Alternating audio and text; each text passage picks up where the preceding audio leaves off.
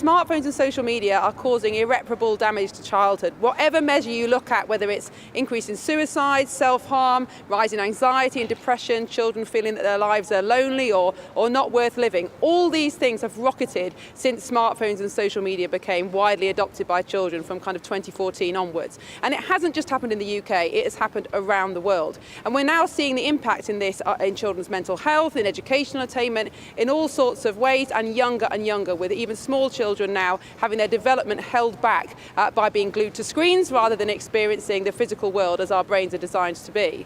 And so I think there's growing consensus that more needs to be done by the government. Certainly if social media and smartphones were a drug, they would absolutely be withdrawn from the market. They've never been shown to be safe to children. They were never designed for children. And yet somehow we're allowing these enormous tech companies constant access into our children's lives through the digital world. So there's a lot of consensus from MPs that much more needs to be done. There are a lot of senior male MPs, if I can put it like that, and not enough young mother MPs who really know how bad this problem is. How are you going to overcome that? Perhaps you might describe it as an education gap.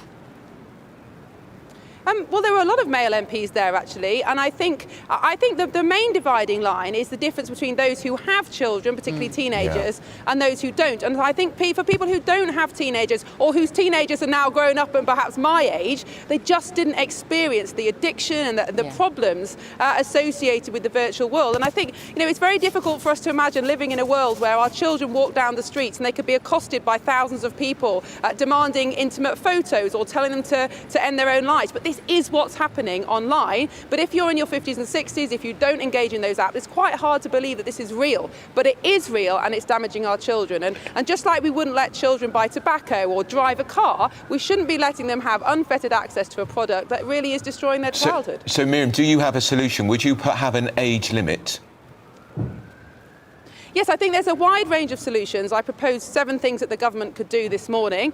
Firstly, we need to raise the age of social media from 13 to 16. We need to make sure that age verification works. So you can't just tick a box and say you're 16, but actually you're 12. I think there's a lot more that the tech companies need to do. We need to get a grip on internet pornography, because that is really harming particularly young boys, but also having an effect on young girls. There's a wide range of things that the government could do. But I think if we think back to COVID, the government passed a huge piece of legislation in just 24 hours.